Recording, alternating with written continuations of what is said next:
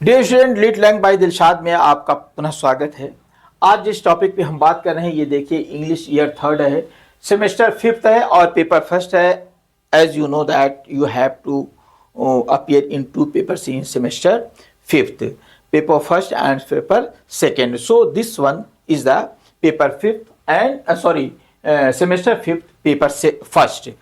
और टॉपिक का नाम क्या है ये देखिए, ये जो आपके कोर्स टाइटल है classical literature and history of English literature, जो सेमेस्टर फिफ्थ का ये कोर्स टाइटल है।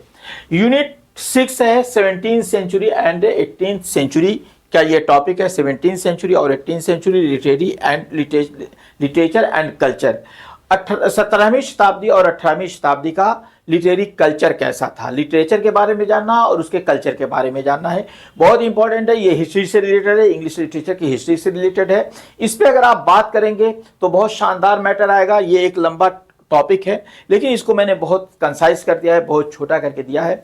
सबसे पहले आपका इसके बारे में जान लीजिए 17th एंड 18th सेंचुरी। इसमें जो कई टॉपिक हैं जैसे न्यू क्लासिकल एज है, ग्रोथ ऑफ द नॉवेल है, प्रीकर्सर्स ऑफ रोमांटिसिज्म है, फ्रेंच रिवॉल्यूशन है, ग्रोथ ऑफ रोमांटिक लिटरेचर है, pros poetry drama and novel है। ये pros poetry drama and novel यानी रोमांटिक लिटरेचर में प्रोज पोएट्री ड्रामा और नॉवेल जो है ये किस तरीके से इन चीज़ों में इसको कैसे डाला गया है। 17th सेंचुरी के समय में प्रोज पोएट्री और ड्रामा और नॉवेल की क्या सिचुएशन थी, उसमें किस तरीके की थीम हुआ करती थी, ये बात होगी। तो आज जो हमारा ये 17th सेंचुरी और 18th सेंचुरी का मैं एक इंट्रोडक्शन दे रहा हूं कि 17th और 18th सेंचुरी थी क्या, इसमें किस तरीके की चीजें थी, ये आपको जानना है। संभव है कि इस पर आपसे प्रश्न भी पूछे जाएं, तो ये जान लीजिए। यहां मैंने डिफिनेशन लिखा है, हालांकि इसकी डिफिनेशन कोई नहीं होती, इसका इंट्रोडक्शन होना चाहिए था, ये मैंने डिफिनेशन लिख दिया है या इस पर विचार लिख दिया है अपने। द 17th सेंचुरी 1601 से शुरू स्टार्ट होती है और 1700 तक ये चलती है, अर्थात 18th सेंचुरी और 18th सेंचुरी 1701 से शुरू होकर के 1800 तक चलती है और mark a crucial transition from renaissance and the reformation to enlightenment and industrial beginnings. देखिए, बहुत इंपॉर्टेंट बात इसमें बता रहा है कि ये चीज क्या थी। 17th सेंचुरी 1601 से शुरू हुई थी, 1700 तक चली थी और 18th सेंचुरी 1701 से लेकर के 1800 तक चली थी। जैसा कि आप जानते हैं 17वीं शताब्दी और 18वीं शताब्दी की बात हो रही है। इसे पहचाना जाता है किस तरीके से, बहुत ही महत्वपूर्ण निर्णायक परिवर्तनकारी, देखिए, crucial transition from renaissance and reformation. Renaissance और रिफॉर्मेशन से इसको जो है परिवर्तन काल का और बहुत ही निर्णायक समय माना जाता है। टू द एनलाइटमेंट, और एनलाइटमेंट क्या चीज इसमें आ जाता है, एनलाइटमेंट। और ये जो है एनलाइटमेंट प्रबोधन यानी ज्ञान हुआ, एंड इंडस्ट्रियल बिगिनिंग, और इसी समय में इंडस्ट्रियलाइजेशन होता है। 17वीं और 18वीं शताब्दी में बहुत तेजी से इंडस्ट्रियलाइजेशन की तरफ हम बढ़ते हैं और बहुत सी इंडस्ट्रीज को जो है, उद्योग को बढ़ावा मिलता है। ये सारी चीजें, कोई भी जब नई चीज आती है तो उस समय के हर चीज पर वो प्रभाव डालती है। आदमी के जीवन पर प्रभाव डालती है, आदमी के विचार पर प्रभाव डालती है, आदमी के जो है वो जो उसका लिटरेचर उस पर भी प्रभाव डालना मस्त हो जाएगा, क्योंकि लिटरेचर जो होता है वो मिरर होता है ऑफ द सोसाइटी, समाज का आईना होता है, तो उस पर असर जरूर डाला जाता है। आगे बात ये आ रही है, this century shape the modern thought. बहुत ऊंची बात बोल रहा है कि ये 17वीं और 18वीं शताब्दी ने इंसान के मॉडर्न थॉट को एक आकार दिया था, पॉलिटिक्स को एक नया आकार दिया था, साइंस को एक नया फॉर्म दिया था, and as well as literature, और साथ ही साथ लिटरेचर को भी।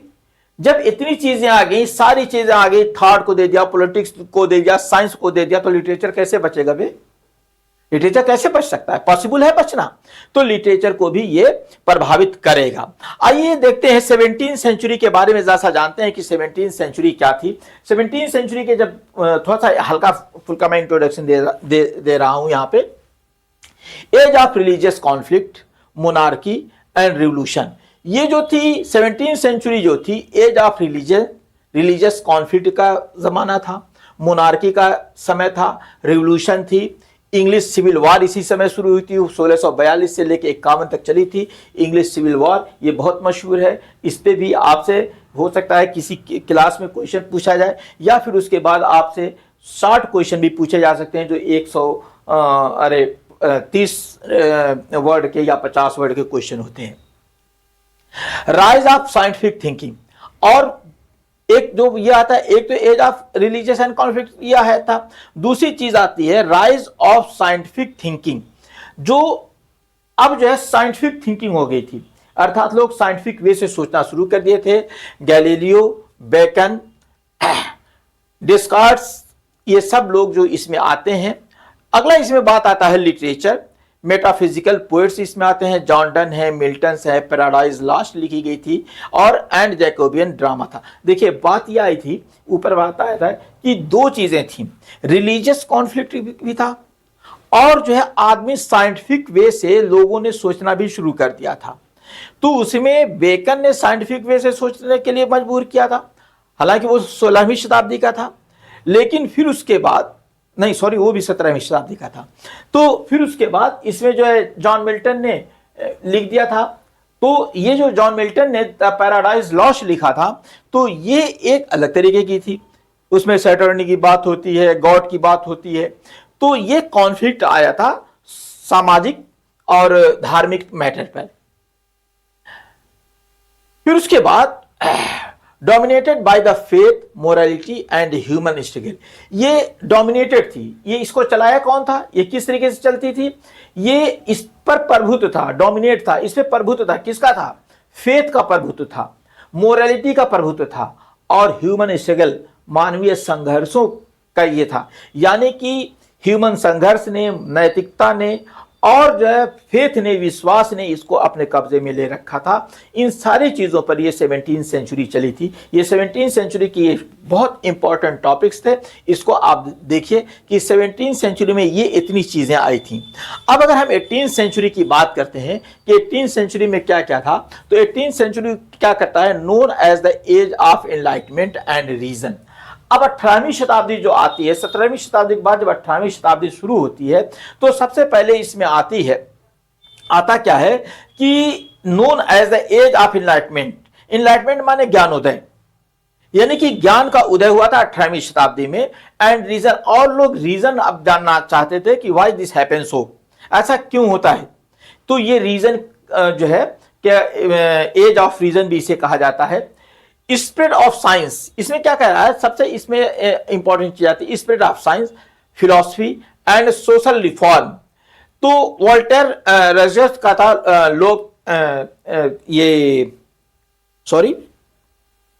इसमें 2-3 टॉपिक आए थे। वोल्टायर का जो था, रशिया आया था, और लॉक आया था। ये जो कह रहे थे कि इसमें जो है साइंस का था, फिलॉसफी का था, और सोशल रिफॉर्म का था। ये सारी चीजें इसमें आई थी। Rise of new classicism, rise of new classicism की बात अगर आती है कि न्यू क्लासिसिज्म में कौन कौन सी चीजें आई थी, तो न्यू क्लासिसिज्म में ये सबसे इंपॉर्टेंट बात आती है, राइटर्स लाइक जैसे पोप थे, स्विफ्ट थे, डिफो थे, फील्डिंग थे, एडिसन थे, इन लोगों ने न्यू क्लासिकल एज में कुछ अपने थॉट्स कहे थे। फिर उसके बाद देखिए, मैं यहाँ पे आपको उसके पूरे डिटेल नहीं बता रहा हूं, क्योंकि सारे डिटेल्स जो है ना आपको उसमें मिलेंगे, एक एक करके मिलेंगे। मैं केवल आपको यहाँ इंट्रोडक्शन दे रहा हूं 17वीं और 18वीं शताब्दी का। ये सारी चीजें आएंगी, इसीलिए जब ये नाम आता है तो मैं थोड़ा सा बोलने में परेशानी हो जाती कि यार इनको तो यहाँ नहीं डालना था, केवल इसको ये डालना था कि science, philosophy and social reform हुआ था उस जमाने में। न्यू क्लासिकल की बात हो चुकी है। आगे ये literature promoted rationality, order, wit and moral vision. Literature ने प्रोमोट किया था, लिटरेचर क्या किया था, इसने प्रोमोट किया था रैशनैलिटी को, ऑर्डर को, विट को एंड मोरल विजन को, इन सारी चीजों को उसने डेवलप किया था। लेटर फेजेस जो आता है इसका, प्रिपेयर्ड फॉर रोमांटिसिज्म। जब इसका बाद वाला जो पोर्शन आता है वो रोमांटिसिज्म में चला जाता है ना। और इसका बाद वाला ये वही आया है न्यू क्लासिसिज्म के बाद। पहले न्यू क्लासिसिज्म है, फिर उसके बाद जो है बहुत सी चीजें आएंगी, एक एक करके मैं बताऊंगा। तो रोमांटिसिज्म में आ जाता है which focus on the emotion and nature. इसकी मेजर थीम थी faith versus reason, individualism and freedom, rise of the middle class, science and progress, morality and satire. अगर हम इसका इंपैक्ट प्रभाव डालेंगे तो बर्थ ऑफ मॉडर्न डेमोक्रेसी, इसी समय में मॉडर्न डेमोक्रेसी का उदय हुआ था। बहुत इंपॉर्टेंट चीज है, मॉडर्न डेमोक्रेसी हुई थी, जर्नलिज्म हुआ था और नॉवेल का उदय हुआ था इस समय में। Transition from the divine authority to human reason, ये क्या था, ट्रांजिशन हुआ था। इसमें सबसे इंपॉर्टेंट चीज आती है कि ट्रांजिशन हुआ था from the divine authority to the human reason. Divine authority जो थी उसके बाद फिर ह्यूमन रीजन पे आ गया था कि आखिर ऐसा क्यों होता है। फिर उसके बाद जो है आध्यात्म से रीजन की तरफ आ गए थे। Foundation for 19th century romantic and Victorian literature, और ये जो है एक फाउंडेशन बन गया था किसका, 19th सेंचुरी का, और रोमांटिक एंड विक्टोरियन लिटरेचर का एक फाउंडेशन बन गया था ये। इसका हिंदी विश्लेषण भी दे दिया हूं मैं, थोड़ा सा आप लोग देख लीजिएगा आराम से। 18वीं शताब्दी, इसके मुख्य विषय थे आस्था बनाम तर्क था, व्यक्ति और स्वतंत्रता था, विज्ञान और प्रगति थी, नैतिकता और समाज था, प्रभाव इसका था ये। आइए बात करते हैं क्वेश्चन की। तो इसमें जो क्वेश्चन अगर आपके सामने बाय द वे कभी आता है तो इसमें 2-4 क्वेश्चन आएंगे, तो मैंने इसको एक्सपेक्टेड क्वेश्चन किया है। कोई ये नहीं है कि आपसे पूछा ही जाएगा, बट मे बी पूछा जा सकता है, कोई नहीं जानता है कि पेपर में क्या आएगा। तो ये क्वेश्चन है, इसको जानिएगा। What were the major characteristics of 17th century English literature. एक बात मैं यहाँ आपको बता दूं कि अगर आपको लगता है कि नहीं ये क्वेश्चन पे पूछा जाएगा और इस क्वेश्चन पे आप एक्सप्लेनेशन दीजिए, तो मैं उस पर एक्सप्लेनेशन दे दूंगा। इसका आंसर है, देख लीजिए,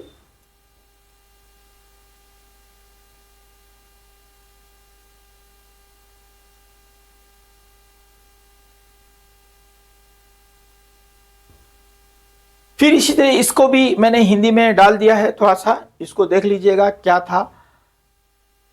हिंदी में डालने का कहीं कहीं हिंदी डालने की वजह ये हो जाती है कि इसमें कुछ ऐसे लिटरेरी वर्ड्स आ जाते हैं जो समझना सभी लोगों के लिए आसान नहीं होता है, तो इसलिए मैंने उसको कहीं कहीं पे हिंदी डाल दिया है। क्वेश्चन 2 है, why is the 18th century called the age of the enlightenment. इसे एज ऑफ एनलाइटमेंट क्यों कहा जाता है, इस पर क्वेश्चन है, ये देखिएगा आराम से। मैंने जो ये है वर्ड्स मैंने बहुत मुश्किल नहीं प्रयोग किए हैं, मैंने ज़्यादातर आसान शब्दों का प्रयोग किया है, इसलिए आपको पढ़ने में या समझने में परेशानी नहीं होगी। इसको आगे देखते जाइए, ये क्या है।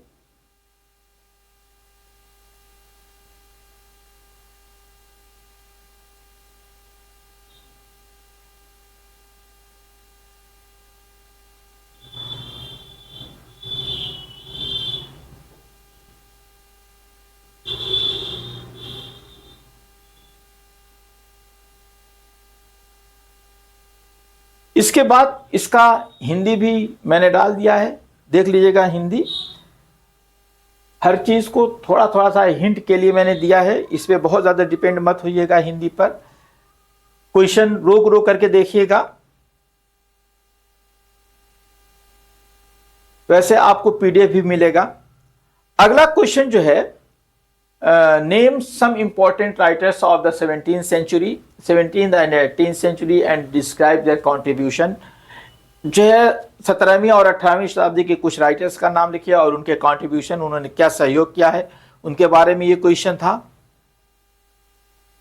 एक एक करके है, नाम देख लीजिए। जैसे जॉन मिल्टन ने मैं कहा था क्वेश्चन में आएगा, जॉन मिल्टन है, बेन जॉनसन है, जॉन बनियान है, एंड्रयू मार्वेल हैं।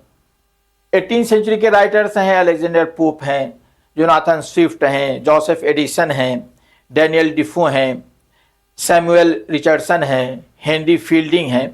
इसी को मैंने हिंदी में भी डाल दिया है, आप इसको हिंदी में भी देख सकते हैं।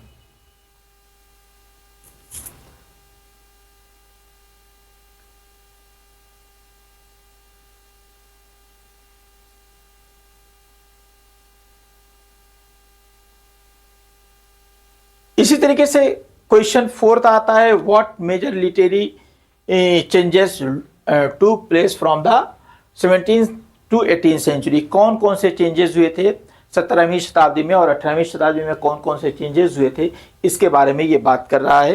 देखिए सबसे पहले ये तो इंट्रोडक्शन हो रहा है, फ्रॉम रिलीजन टू रीजन है, from poetry to prose and rise of the novel है, from metaphysical to new classical ideals हैं, फ्रॉम इंडिविजुअलिज्म टू सोसाइटी है, from religion allegory to realism है। इसका हिंदी है, आराम से हिंदी भी देख सकते हैं आप, रोक करके देख लीजिए, चाहे स्क्रीनशॉट ले लीजिए।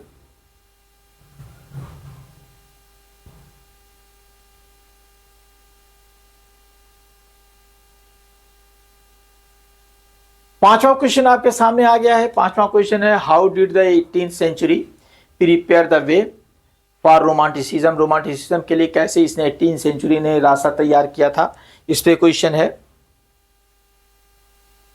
आराम से देखिए, कोई बहुत जल्दी नहीं है, देखते जाइए, स्क्रीनशॉट लेते जाइए, चाहे जो है इसको रोक करके वीडियो पढ़ लीजिए, वैसे आपको पीडीएफ भी मिलता रहेगा।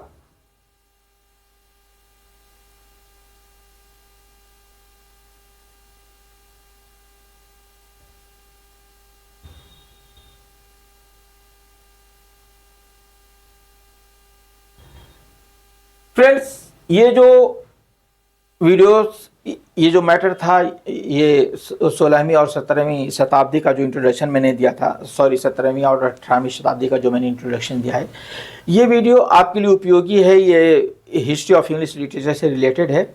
आप अपने दोस्तों को शेयर कीजिए, लाइक कीजिए, कमेंट कीजिए, और अगर वे चैनल पर नए हैं तो बेल आइकन ज़रूर दबा लीजिए ताकि आपको नए नोटिफिकेशन मिलते रहें। मिलते हैं अगले वीडियो में। Thank you.